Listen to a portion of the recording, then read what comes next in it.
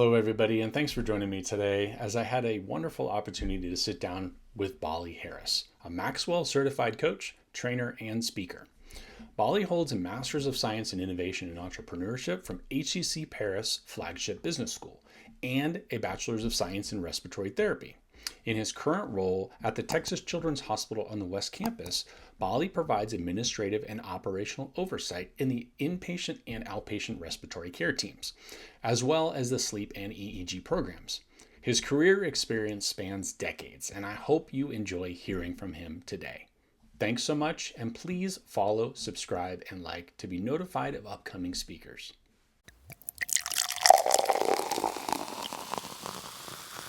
So, welcome, Gboly. I am so glad to have you on today, and thanks for taking time out of your busy day to join me and talk all things leadership. So, I welcome. am excited. I'm truly excited to be on this conversation with you. Yeah, thanks so much. So, if you don't mind, just telling folks a little bit about your background. I know it's rich, and you're a very very passionate leader, and so I'm really excited to hear a little bit more about your background, and then we'll talk a little bit more about leadership. Oh, thank you. Yeah. I would say it all started.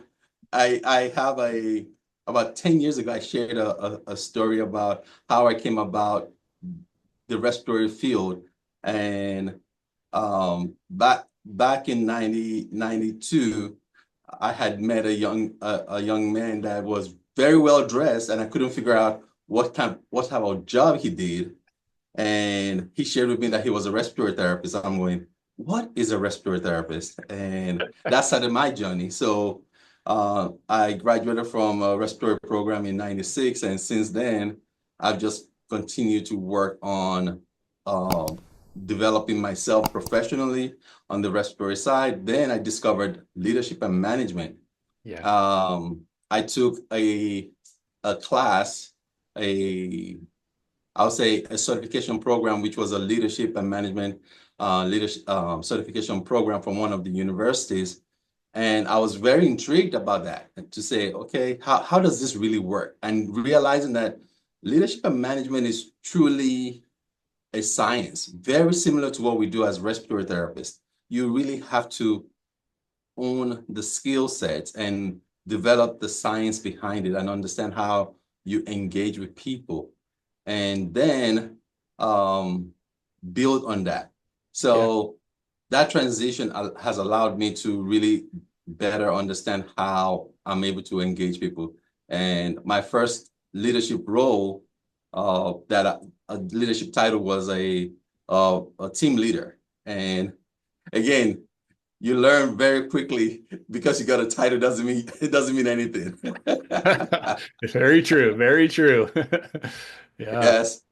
So over the past few years, I've had the opportunity to grow in my responsibilities and really craft the approach to caring about people, not only at the bedside, but also caring about how we support teammates and team members in their own professional growth and personal growth.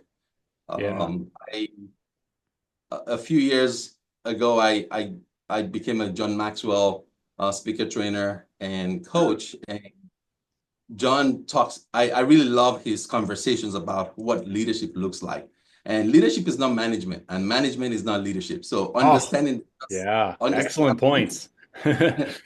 is very clear. And sometimes we mix the two together because we think it's the same information. So leadership is totally a separate science compared to management.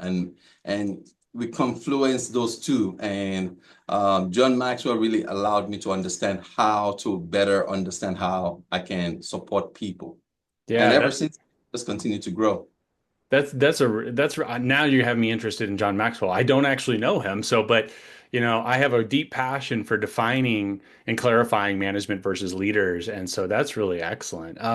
So tell me something like in your current role right now. Tell us what your typical day looks like. You're leading a team down in Houston, and so what's that like as a leader down there?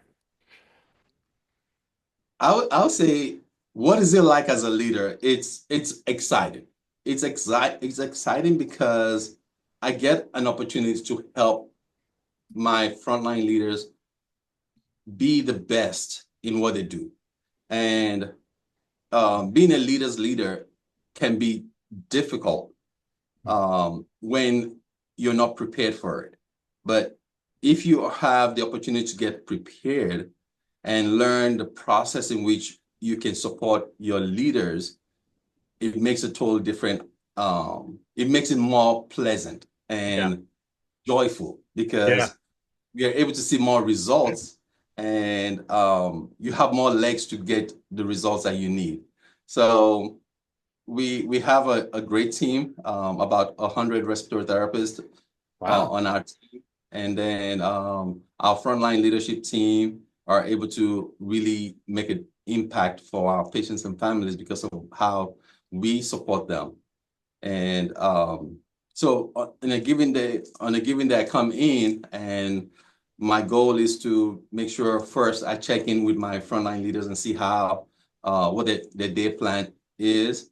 Then we automatically we do a rounding to check in on all the team members. One, to make sure that we have FaceTime with them and just for them to know that we're here in case they need anything.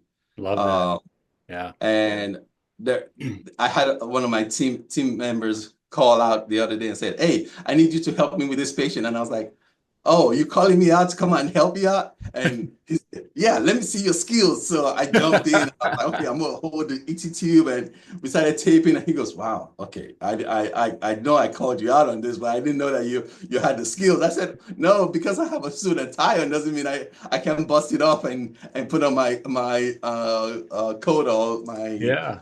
scrubs and get back into the field." And just knowing that is very refreshing.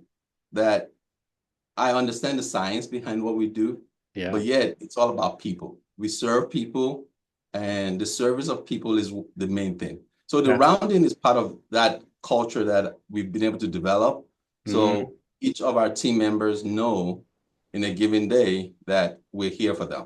Yeah, that's excellent. And the rounding, I'm a huge fan of rounding. That's one of my favorite things because it creates, like you just mentioned, it creates the visibility. You feel supported. There's so many aspects of it. Engages the team, and so I love that you're a big supporter of rounding because, in my experiences, the hospitals that support it, they really have an engaged team. And that communication's open, you get new ideas. It's just, I don't know, the environment is just different. And so I really appreciate that. And to your point, I worked with a gentleman many years ago, early in my career. He was a director, and when everything was falling apart and whatnot in the hospital, he would magically appear. And I would turn and ask, "What are you doing here?" You know, it could be late at night, could be early in the morning, whatever. And he would just magically appear. I still remember him, and I still have utmost respect, just like I'm sure your team does, because when you appear and you're there and you're willing to help, there that speaks volumes to leadership capabilities. It really does. And so I just want to commend you for that. That's awesome. So with that being said, I'm sure that you have challenges throughout your day. So what are some of the biggest ones that you run into, and how do you overcome them? The positive is people are awesome, right? Um, Leadership is all about people, and we bring pleasure to each other, and also we bring heartaches to each other. So it's communication that I would say is the biggest challenge for all people. Just having clear communication on what is going on and how things are being delivered. So intentionally in an effort to develop my frontline leaders and my team leaders, I'm also consciously aware that I cannot be the loudest voice in the space. If I am, then that creates a one-track mindset. So with being said, people can be very difficult at times because the information that they understand is not clear.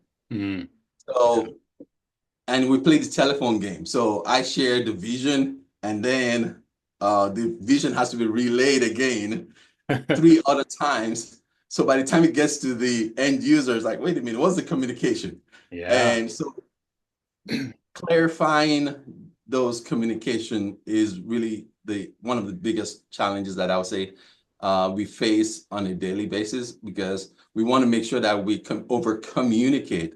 So communicate verbally during our team huddle, communicate via email, communicate via text message and group me. So using all available tools that we can to communicate the same information. And sometimes it feels like it's over communication, but clarity is the goal. That's amazing, and I think that's a great. So you have like a multi-pronged approach to communication, and that's excellent because everybody likes to receive information differently. You know, it could be verbal, it could be audio, it could be visual. There's all different ways, you know, or in person. Sometimes it's conversational and whatnot. So I really like that approach, and I'm sure you've seen it be effective with your teams. So along those lines, I'm sure there's a lot of new leaders that could be listening in, some of your team and an extensive amount of healthcare professionals out there. But for the younger leaders, can you think of a project that you have successfully managed and kind of give an example of that? So for other leaders out there that are looking like, gosh, you know, I have this new thing I'm doing and I don't know how to do it. So do you have a good example for that? Definitely, definitely. I would say this first and foremost, and leadership is about people, right? And if leadership is about people, then we need to ensure as leaders that we give them the trust that they need. Hmm. If I believe that my respiratory therapist or my medical team members are can perform their job appropriately, I should not take away from them. I should actually give more to them so that they can perform at the highest level of their practice. Yeah. And in that effort, every project that I look onto is really, it's part of trust. Hmm. I do have to verify that it's being performed, but it's really trust, developing trust with my team.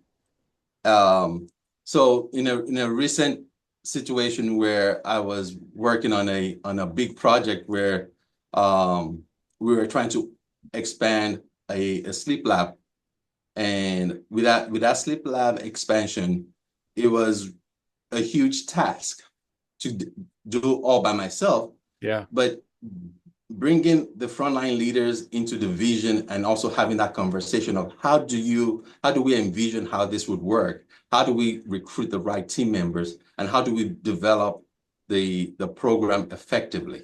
Hmm. Um, Require that clear vision, and then the patience not to jump in and try and fix it. Yeah. Uh, as great team members or contributors that become leaders, we have a high tendency to want to fix the problem before we allow the leaders to do the work. Yeah. And everyone is learning. As we're all learning how to become better, the more proficient leaders are like, I'm going to jump in and help. So I have to caution and hold myself back from going in and doing the tweaks, because it's easier for me. It's easy to do the tweaks than allowing that time for the person that is developing to really do the work. Another example that I recently had, this is not on actually patient care, it was really on a process, trying to improve the process of what we're working on in the hospital. Yeah. And the bringing the team together and just laying out a clear vision of where we need to go and giving a clear timeline. 90 days. I love 90-day timelines. They're really great because it allows everyone to ask clear questions in the first 30 days. Yeah. And in the next 30 days to the 90th day is allowed enough time for people to run and get the things done. So as a leader, we want things to be done right away, but yet we don't give enough time for that process to happen.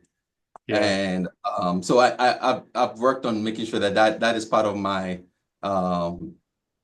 statement with my team. So I always remind everyone, if I put out a request, I always ask, is this a 90-day? Do I have a 90-day timeline?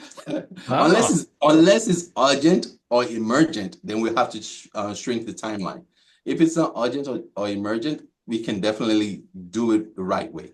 I really like that. And I've never actually heard of a 90-day timeline. There's, project management, which unfortunately healthcare professionals in general, and I don't want to say everybody, but we're not great at project management. It's not an inherent skill for getting into the healthcare field, right? There are definitely people that excel in it. And you have project management timelines and whatnot, but I like that approach where a 90-day and you've created a culture where people check in with you and say, and they provide clarity or they ask for clarity and you provide clarity on that timeline. So unless it's urgent, then you give a 90-day, and that's a nice timeline. I like that. Did you learn that from anywhere, or is that something that you created?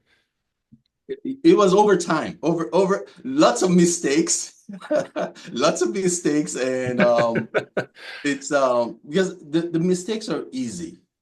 They allow us to learn, and as leaders, we need to look for those mistakes. We need to yearn for errors, and because the only way you learn is to find those errors, and it was through a lot of trial and errors. And I remember about 8 years ago, I had placed a demand out there and said, we need to get this done like yesterday. And the team was like, okay, we're gonna get it done.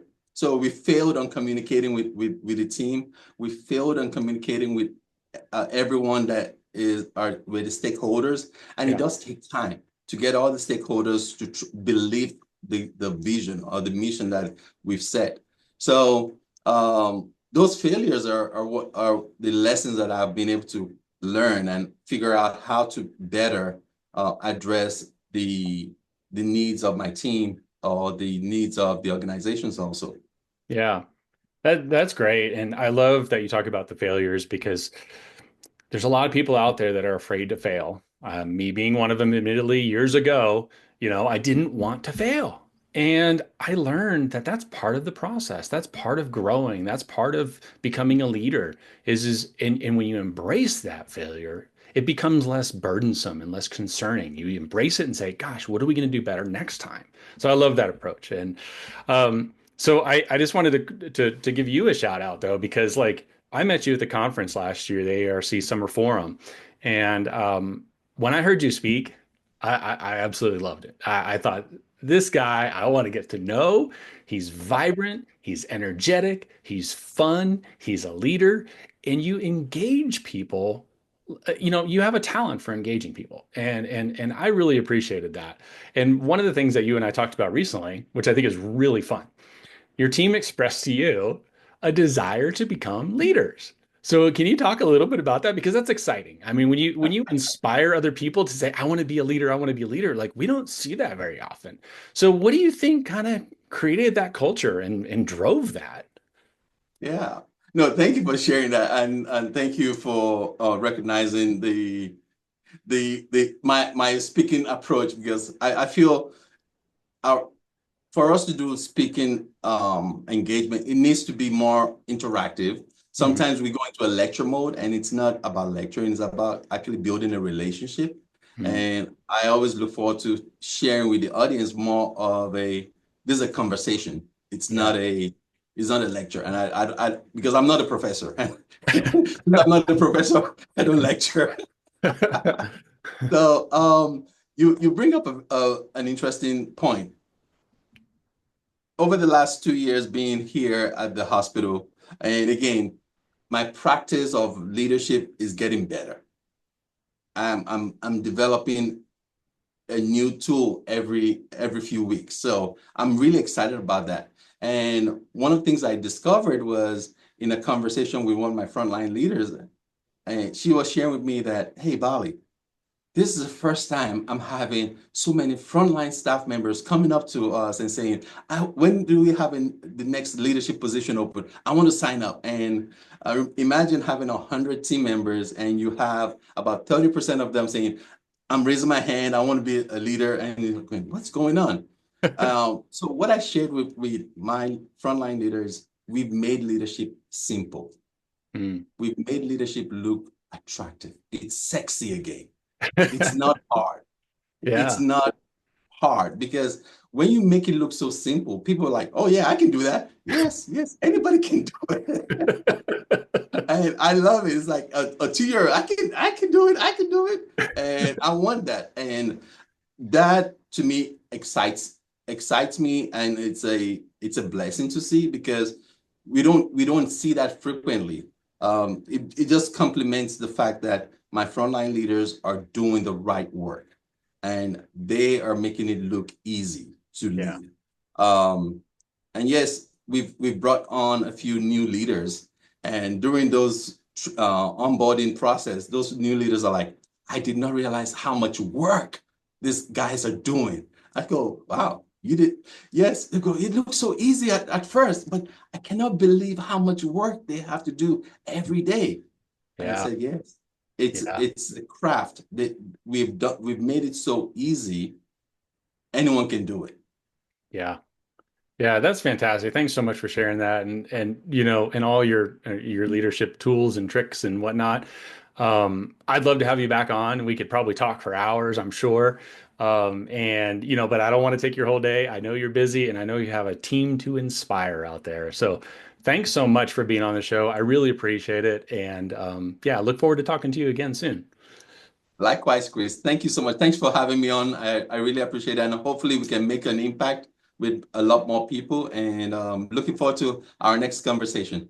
Excellent. Thank you so much. Yes.